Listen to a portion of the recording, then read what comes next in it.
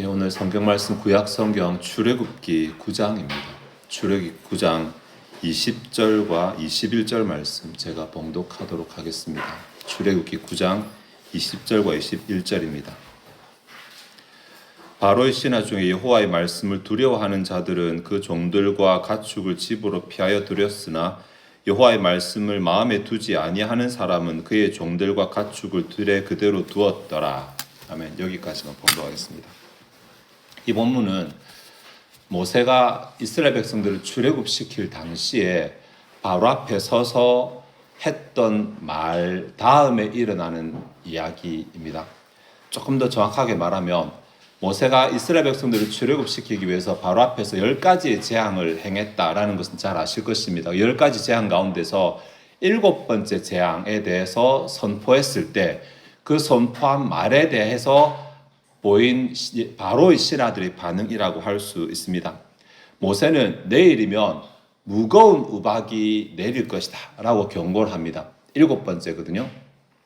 애굽 강물이 나일강이 피로 바뀌는 것, 다음에 개구리가 온 들에 편만한 것, 이가 생기는 것, 파리, 악질, 종기, 다음에 우박 이야기인데 우박이 내일이면 내리게 될 것이다 라고 경고한 이후에 특이하게 10가지 재앙 가운데서 여기서만 이 재앙을 피할 수 있는 방책을 알려줍니다. 네. 그러니까 들에 우박이 내릴 것이니까 사람이든지 짐승이든지 우박으로 피해 있기 싫으면 집으로 들어가라 라고 방책을 내어주는데 이게 조금 특이하죠. 왜 굳이 이곳에서만 방책을 내어줄까? 다 당하게 하시든지 아니면은 그냥 처음부터 뭐 적당하게 하시든지 피해는 극렬하게 하시고 방책을 알려주시는 것이 조금 특이합니다. 어떤 학자들은 이제까지는 그냥 아픈 정도였는데 여기서 사람의 목숨이 왔다 갔다 하니까 여기서 방책을 알려주신 것이다 라고 보기도 하거든요. 근데 그렇게 보기에는 10번째 재앙이 사람의 목숨을 앗아가는 재앙입니다. 그때는 방책을 안 알려주십니다. 앞에 문에다가 문설주에 피를 발라라 그러면 피해가 이스라엘 백성들에게 주셨지 애굽 사람들에게 안 주셨어요. 그러니까 조금 설득력이 떨어져. 또 어떤 사람은 내일 내리는 우박이 얼마나 큰 것인지를 보여주기 위해서 강조한 말이다. 이제는 사람이 죽을 수도 있다 정도로 굉장히 심하다라고 그렇게 말하기도 하는데 물론 뭐 그럴 수도 있습니다만은 오늘 본문 이 신하들의 반응으로 보았을 때 우리는 이것이 아마 바로와 그의 신하들을 테스트하시는 하나님의 어떤 시도가 아닌가라고 볼 수 있습니다. 바로와 그의 신하들을 테스트하시는, 여기 테스트란 말을 조금 오해하시면 안 되는데 뭔지 몰라서 그렇게 하시는 것은 아닙니다. 구분하시기 위해서. 그러니까 이제 6번의 재앙이 진행되면서 하나님 말씀이 한 번도 틀리지 않고 그대로 다 임했잖아요.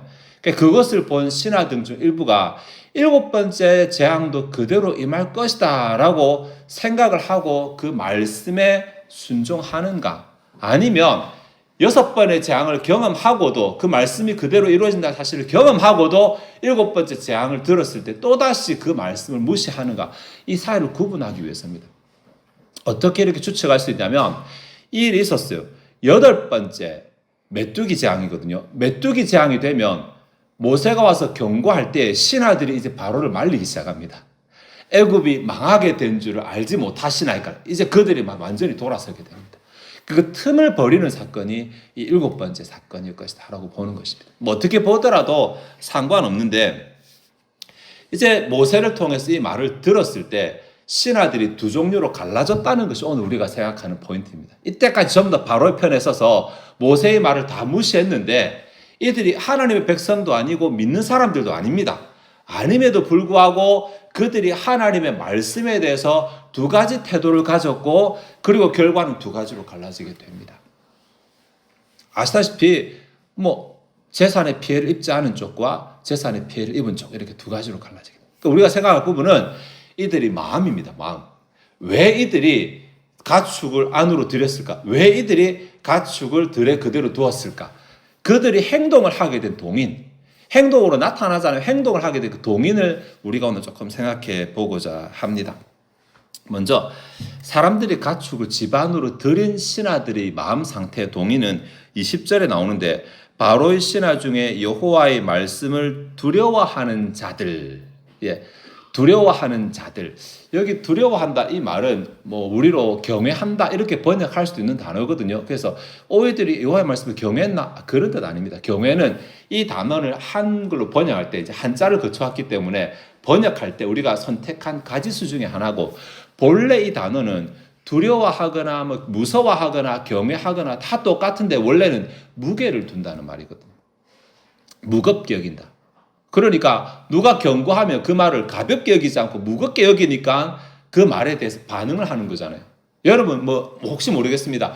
오늘 일기예보에 비가 온다고 아침에 예보가 나왔다. 그럼 그 말을 무겁게 여기는 사람은 우산을 준비하겠죠. 근데 그 말을 가볍게 여기는 사람은 우산 준비 안 할 거예요. 딱 그런 차이입니다. 무겁게 여긴다는 말이 그 말이 내 행동을 바꿀 수 있을 만큼의 힘을 가진다는 말입니다.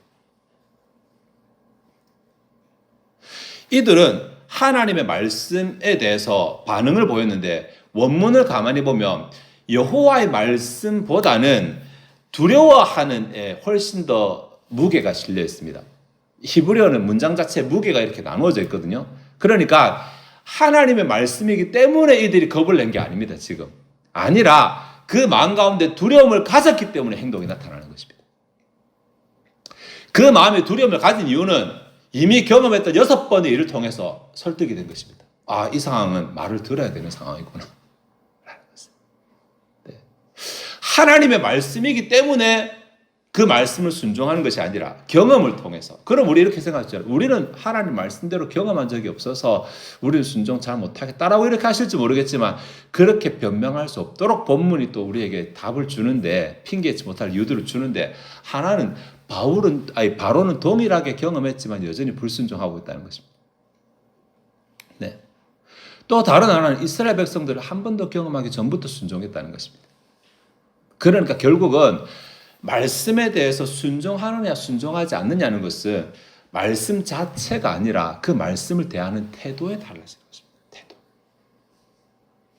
내가 말씀을 접할 때 어떤 태도를 가지고 접하느냐에 따라서 결과가 순종이 되느냐 순종이 아니고 불순종이 되느냐 이렇게 구분한다고 그렇게 말할 수 있습니다. 어제까지는 순종했는데 오늘은 순종 안 할 수도 얼마든지 그럴 수 있습니다. 어제까지 순종 안 했는데 오늘도 순종할 수도 얼마든지 가능합니다. 네, 하나님의 말씀에 대한 순종은 껌껌이 매번 말씀을 대할 때마다 나타나는 것이기 때문에 그렇습니다.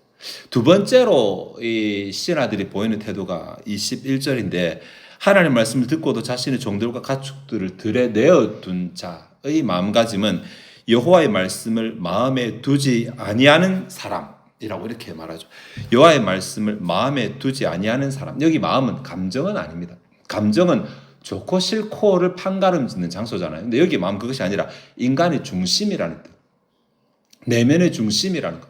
우리로 말하면 심중, 인격 이 정도로 번역될 수 있는 단어입니다. 감정이 아니라. 그러니까 이들은 마음 중심에 하나님 말씀을 두지 않았다라고 그렇게 말하는데, 여기에 둔다라는 단어가 그냥 단순하게 이렇게 놓아둔다라는 의미이지만 이것이 죄송합니다. 완료형으로 쓰였기 때문에 놓아둔 상태에 있는 자리를 잡고 있는 것. 그러니까 그 말씀이 자식들이 마음 가운데 자리를 잡지 못했다. 자리를 잡고 떠나지 않았다. 이게 마음을 둔다는데, 말씀을 들었지만 곧 말씀이 마음에서 사라져버린 자들 이라고 이렇게 말할 수 있습니다.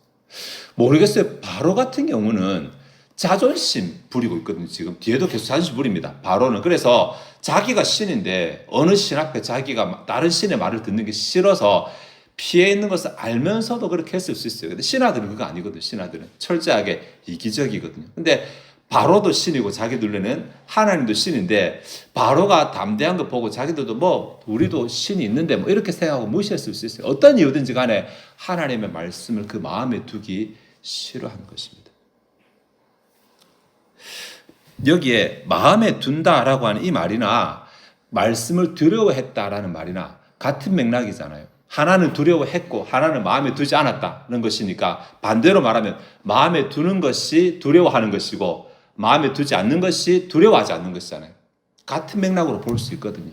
그러니까 하나님의 말씀을 두려워한다는 것은 그 말씀을 마음에 둔다는 거죠. 일단은 지금 대상이 하나님이고 아닌 걸 떠나서 본문 가운데 우리는 대상이 하나님이시지만은 우리가 말씀을 들을 때 혹은 성경을 볼 때 그 말을, 내가 들은 말을, 읽은 말을 마음에 두느냐, 마음에 두지 않느냐. 이 차이가 결국은 삶의 방향을 판가름 짓는다는 것입니다. 본문에 보니까. 네. 말씀에 순종한 자가 그 말씀과 관련된 복을 누리고, 말씀을 무시한 자가 그 말씀과 관련된 복을 누리지 못하고, 이렇게 갈라지게 되더라는 것입니다. 이것이 성경 66권 가운데 오늘 딱 이 본문 한 곳에서만 나왔다고 한다면 우리가 우연히 그럴 수도 있지라고 하지만, 여러분 잘 아시다시피 성경에서 하나님 말씀에 순종하는 자들, 순종하지 않는 자들은 극명하게 차이가 드러나게 되거든요. 하나님의 말씀을 들을 때, 말씀을 듣기 전부터 오늘 무슨 말씀이 떨어지든지 나는 그 말씀에 순종하겠다, 이런 자세로 듣는 사람이 있습니다. 이런 사람들은 경청하는 자, 청종하는 자입니다. 어떤 사람은 말씀을 들어보고 판단하겠다. 말씀을 들어보고 내가 할 수 있는 거 하고 다음에 내가 안 할 건 안 하겠다. 이렇게 생각하는 사람도 있어요. 어떤 사람들은 나는 말씀을 듣지만 순종할 생각은 하나도 없는 사람도 있어요. 처음부터 듣는 것 자체가 목적인 것이지 순종하는 것은 내 마음속에 없는 것입니다. 또 다른 부류는 아예 안 듣는 경우. 이렇게 하나님의 말씀을 대할 때 네 가지 정도의 태도로 갈라지게 됩니다. 여러분도 아마 그 네 가지 중에 하나일 것입니다. 네. 말씀을 듣기 전부터 오늘 어떤 말씀이 떨어지든지 나는 순종하겠다라는 그런 각오, 그 자세가 고정이 되어 있지 않으면 나는 말씀을 들을 때 괴로울 수 있습니다. 아, 저거 내가 좀 듣기 힘든 말씀인데. 네. 말씀을 듣는 중에 합리화시켜버릴 수 있습니다. 아, 나는 저거 못하겠다, 안 해도 된다. 그리고 무시할 수도 있습니다. 네. 이런 자세는 순종하는 자세는 아닙니다. 말씀이 아니라 주인과 종으로 한번 보겠습니다. 주인이 명령할 때 종이 어떤 자세로 그 명령을 들어야 되는가? 주인이 무슨 말씀을 하시든지 듣겠다라는 자세가 되어야 되는지, 일단 제가 들어보고 판단할게요라는 자세가 되어야 되는지, 듣기는 들어도 저는 안 합니다, 이런 자세로 듣는지, 안 듣는 자세가 되는지, 여러분 무엇을 순종이라고 말합니까? 우리는 하나님께 순종한다는 말을 굉장히 많이 쓰지만 정작 이 네 가지 가운데 진짜 순종하는 것은 말을 듣기 전에 자세부터 가지는 것입니다. 네. 그러니까 순종은 결과가 아니라 사실은 마음 자세에서 판가름이 나는 것입니다. 무슨 말씀을 하시든지 나는 듣겠다, 무슨 말씀을 하시든지 나는 그대로 따르겠다라는 그 자세에서 순종이 나오는 것이지, 듣고 판단하겠다부터는 순종이 될 수도 안 될 수도 있고, 듣지만 안 하겠다는 아예 불순종으로 가겠다는 것입니다. 그렇죠? 네. 그런 종은 없어요. 주인이 말했을 때 그런 종. 우리는 지금 종이라는 문화가 없으니까 이게 어느 정도인지 잘 몰라. 그러니까 부모 자녀 간으로 하면 굉장히 약화됩니다. 요즘 자녀가 너무 힘이 세가지고. 네. 그래서 아주 효심이 좋은 자녀라고, 아주 효심이 좋은 자녀. 효성이 지극한 자녀의 경우 부모에게 순종하잖아요. 그때는 어떻게 하는 것을 우리가 순종이라고 하는가? 일단 말해보세요. 저 듣고 판단해볼게요. 이런 자녀가 있으면 순종하는 자녀라고 할 수 있을까요? 네. 듣지만 저는 안 합니다, 이런 자세를 가지고 순종 아닐 거잖아요. 순종 아닙니다. 하나님도 마찬가지입니다. 하나님 앞에서 내가 순종하는가 안 하는가는 내 기분 내킬 때 내가 할 수 있을 만한 걸 하는 거, 그거 순종이라고 안 합니다. 네. 그 행위는 순종하는 행위인지 모르겠지만 이 사람은 순종하는 사람이 아닐 수 있는 것입니다. 진짜 순종하는 신자, 순종하는 하나님의 자녀는 말씀을 듣기 전에 어떤 자세로 말씀을 대하는가에서부터 달라지게 됩니다. 말씀을 두려워하는 자세, 이게 무게를 말씀의 무게를 인정하는 자세, 말씀을 마음에 두는 자세. 말씀이 일단 내 귀로 들어오면 내 귀로 지나 나가는 것이 아니라 말씀이 귀로 들어오면 일단 내 마음에 들어와 앉아. 그리고 어떻게 내가 이 말씀대로 순종할 것인가를 고민하는 자. 내가 순종할까 말까를 고민하는 것이 아니라 어떻게 순종할 것인가를 고민하는 자가 순종하는 자입니다. 네. 사실 바로의 신하들이 들에 있는 이 자기 사람들과 양떼와 가축들을 드릴 때 눈치 보이지 않았을까요? 바로의 눈치 보였을 것 같은데. 그렇게 할 때 다른 신하들이 뭐라고 하는 게 눈치 보이지 않았을까? 어떤 신하들은 분명히 자기도 넣고 싶은데 바로 눈치 보느라고 못 넣고 있는데 저 신하는 넣거든요. 어떻게 보일까요, 그게? 그러면 야, 니 참 대단하다 이렇게 볼 것인가? 질투하면서 볼 것인가? 그렇죠? 순종이라고 할 때는 이 순종은 결국은 하나님의 말씀 앞에서 나의 자세를 말하는 것입니다. 말씀이 어떻게 시행되는 결과가 아니라 하나님 말씀 앞에서 나의 자세, 이 말씀에 대해서 어떤 마음으로 대하고 있는가? 내가 말씀보다 위에 있는가? 말씀보다 아래에 있는가? 네. 나는 말씀에 반항하는가? 말씀에 순순히 따르는가? 이 자세에 있는 것입니다. 그런 자세가 있을 때 우리 안의 고민은 아까 말씀드렸다시피 한 가지밖에 없어요. 어떻게 실천하지? 어떻게 순종하지? 이 하나밖에 없어요. 이런 마음을 가진 자가 순종하는 자예요. 말씀이 굉장히 많아요. 성경도 많이 있고, 예전에는 성경책도 없었고, 옛날에는 또 뭐 설교도 제대로 안 됐었고, 중세 때 같은 경우 그렇게 했죠. 그런 경우에 비해서 지금은 말씀이 진짜 온 천지 사방에 다 있어요. 네. 말씀이 어디나 다 있어요. 예수님께서 딱 예언하셨던 것처럼. 마지막 때가 말씀은 땅끝까지 전파되는데 사람이 말씀이 없어서 가람이 아니다라고 말하죠. 말씀이 없어서가 아니라 어떻게 보면 순종하는 자세가 없으니까 가라는 거예요. 말씀이 삶 가운데 안 나타나잖아요. 성경책은 5만 대 다 있고 막 널브러 집에 성경책 몇 권씩 있고 옛날에 성전에 가야지 겨우 성경책 한 권 있고 그럴 때도 있었는데 지금은 어디나 다 있고 폰을 켜도 다 있고 말씀을 접할 기회는 그렇게 많지만 정작 그 말씀을 순종하지 않으니까 말씀을 경험하지 못해서 그래서 기갈인 시대가 되는 거예요. 네? 그러나 마지막 때 내가 믿는 자를 보겠느냐. 말씀은 천지지만 말씀을 믿는 자를 보겠느냐. 이때 믿는다고 하는 것이 신뢰한다라는 말이잖아요. 말씀을 신뢰한다라는 말은 말씀이 그대로 이루어질 줄로 확신한다는 말이니까 결국은 또 순종한다는 것이. 사실 여러분 잘 모르지만 원어상으로 믿는다와 순종한다는 같은 말이에요. 네. 예수를 믿는 자와 예수를 따르는 자 같은 말입니다. 그리스도인이라는 말 자체가 그리스도를 믿는 자도 되고 그리스도를 따르는 자도 되거든요. 그러니까 믿는다는 말하고 순종한다는 말이에요. 근데 우리는 순종을 안 하면서 자꾸 믿는다고 생각을 해요. 예배 참석하면서 믿는다고 생각해요. 성경 읽으면서 믿는다고 생각해요. 기도하면서 믿는다고 생각해요. 다 좋아요. 그 모든 거 다 좋지만 결론적으로 내가 하나님의 말씀에 대해서 얼마만큼의 무게를 두느냐, 하나님의 말씀을 어느 정도로 내가 무시하지 않느냐, 말씀을 들었을 때 내가 얼마만큼 내 마음 가운데 자리 잡게 하느냐, 여기에 달린 것입니다. 다른 것들이 중요한 것이 아니라 그것이 핵심입니다. 결국은 말씀에 어떤 이유에도 불구하고 말씀에 순종한 신하들은 말씀의 복을 누리게 됐습니다.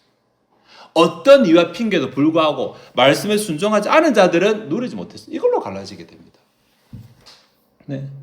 매주 말씀 들을 때 아멘 좋은 말씀이다 라고 말하면 그렇게 듣는 귀가 복되죠. 그 말씀을 순종하면 내 삶이 복되게 됩니다. 여러분 무엇이 복되기를 원하십니까? 네. 말씀을 순종하지 못할 이유를 들면 한도 끝도 없어요. 한도 끝도. 우리 마음 완악해서 말씀을 순종하지 않아도 될 핑계를 찾으면 한도 끝도 없이 나옵니다. 정말 그렇습니다. 어떤 말씀이든지 간에 내가 순종 안 하려는 자세를 가지고 있으면 항상 핑계가 생겨납니다. 항상 이유가 생겨납니다.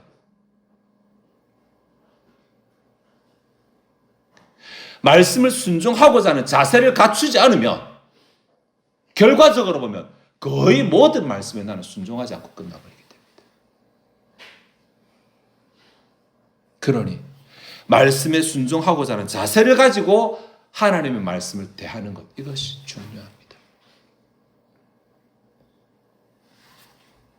사람은 항상 더 이득되는 것, 더 중요한 것을 선택하거든요. 여러분 그렇죠? 선택의 순간에 내게 무엇이 더 이득인가, 무엇이 더 중요한가, 이것으로 선택을 하게 되어 있습니다. 그렇다면 하나님의 말씀을 순종할 것인가 아닌가를 선택할 때도 동일한 기준입니다. 사람은 똑같으니까.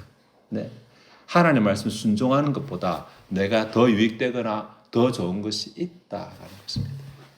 말로는 이상적으로는 하나님이 최고고 하나님이 주인이시고 하나님의 말씀을 이렇게 다 하지만 정작 내 삶에서 선택하는 순간을 보면 내가 말하는 것과 내가 행하는 기준이 다른 경우들이 얼마든지 있다는 것입니다. 갈라디아서 6장 7절에 스스로 속이지 말라. 하나님은 업신여김을 받지 아니하시나니 사람이 무엇으로 심든지 그대로 거두리라. 내 삶에 말씀으로 인한 복들이 없잖아요. 그럼 그게 거두는 거예요. 그럼 내가 안 뿌린 거예요. 성경이 그렇게 말하고 있잖아요. 무엇으로 심든지 그대로 거둔다고. 내가 말씀으로 인한 복을 누리면 나는 그걸 심은 거예요. 이렇게 판단해야지. 이 왜 무엇으로 여러분 자신의 삶을 판단하시겠습니까? 하나님은 나를 특별히 사랑하시니까 다른 사람한테는 막대해도 나한테는 굉장히 관용하신다. 여러분 아마 모든 신자 가운데 99.9%는 다 같이 가지는 착각일걸요. 하나님 나를 특별히 사랑하신다는 착각. 그래서 나는 제대로 안 해도 된다는 착각. 나는 조금 기도 게을러도 되고 나는 조금 말씀 순종 안 해도 되고 그거 아닙니다 여러분. 하나님이 오래 참으시는 것이지 그거 좋아하시는 것 아닙니다. 무엇으로 심든지 그대로 거둘 것입니다. 순종으로 심으면 의의 열매를 거두고 불순종으로 심으면 그 열매를 거두지 못하게 될 것입니다. 그 외에 다른 기준은 없습니다. 있으면 누가 저한테 말씀해 주세요. 없습니다. 성경에. 말씀을 좀 정리하도록 하겠습니다. 오늘 본문은 사실 이 바로의 친아들의 이야기였지만 이들에게 일어난 이 마음의 움직임은 신자들에게도 똑같이 있기 때문에 우리는 이곳에서 가져왔습니다. 앞뒤 스토리도 쫙 다 빼고 그냥 그들이 마음 중심에 가질 자세만 생각했습니다. 하나님의 말씀을 대할 때 어떤 이유를 들었든지 하나님을 신뢰하기 때문에 처음부터 순종한 자들은 이스라엘 백성들, 다음에 되어가는 일을 보고 계산적으로 순종한 자들은 일부 신하들, 그것에도 불구하고 순종하지 않은 자들은 바로와 나머지 신하들, 이렇게 구분이 됐어요. 네. 나름의 핑계 다 됐겠죠. 그러나 결국은 순종한 자들은 이 일에서 구원받았고 순종하지 않은 자들은 이 일로 인해서 손해를 보게 됩니다. 결과는 그렇습니다. 이것이 거두는 것입니다. 내 삶에 여러 가지 이유와 핑계가 있을 수 있습니다. 말씀을 순종하지 못할 이유가. 항상 나는 정당합니다. 여러분 그럴 때 있잖아요. 어떻게 이걸 괜찮은지 내가 진짜 정당한지 테스트 해보면 되냐면 다른 사람한테로 대입시켜보면 됩니다. 다른 사람. 특히 내가 좀 싫어하는 사람. 내가 싫어하는 사람이 똑같이 해도 하나님이 그 사람에게 은혜를 베푸실 것이면 그렇게 한번 대입시켜보시면 답 나옵니다. 네. 그래도 하나님이 그 사람에게 잘해주실 것 같다 싶으면 그래 해도 됩니다. 근데 하나님 그 사람 완전 잘 안 해줄 것 같다 그러면 나한테도 잘 안 해주십니다. 똑같이. 내만 나를 속이는 것입니다. 네. 결국은 순종하지 않으면 안 된다는 것입니다. 내 삶이 복을 받기 원한다면 말씀을 들을 때 아멘으로 끝나버리고 듣고 나서 잊어버리지 말고 듣기 전에 오늘 무슨 말씀이 떨어져도 내가 한번 순종하겠다. 내가 내 안에 고민은 내 삶의 고민은 어떻게 그 말씀을 내 삶에서 순종해보지 어떻게 순종하지 이 하나의 고민만 가지고 살아간다면 아마 그 삶은 분명히 복된 삶이 될 것입니다. 하나님을 경험하게 될 것이니까. 이 고민 가지고 하나님의 말씀을 순종하고 경험하고 그래서 하나님의 복을 누리게 되는 저와 여러분 되시기를 바랍니다. 기도하시겠습니다. 하나님 오늘 주의 짧은 본문 가지고 신앙의 핵심이다. 혹은 성경 전체가 언약적으로 우리에게 요구하는 핵심적인 명령과 교훈을 생각해 보았습니다. 어떤 이유와 핑계를 들어서라도 하나님의 말씀을 순종하지 않는다면 그 결과와 또 어떤 비유와 핑계도 불구하고 하나님의 말씀을 순종한다면 그 결과가 서로 달라진다라는 사실을 교훈해 주고 있고 이것은 이 본문만의 교훈이 아니라 사실 성경 전체의 교훈인 것으로 알고 있습니다. 하나님 우리가 스스로를 속이지 말게 하옵소서. 우리 스스로가 우리는 해도 괜찮다 안 해도 괜찮다라고 착각하지 말게 하시고 하나님의 말씀이 기준이 되게 하시고 하나님의 말씀에 순종하려고 나를 맞추고 노력하는 자 되게 하시고 그러는 가운데 하나님을 경험하는 주의 백성들이 다 되게 도와주시옵소서. 이 시간 주 앞에 준비된 예물을 드리고자 합니다. 우리의 마음이 즐거이 하나님을 헌신하게 하옵소서. 감사드리며 예수 그리스도의 이름으로 기도하옵나이다. 아멘.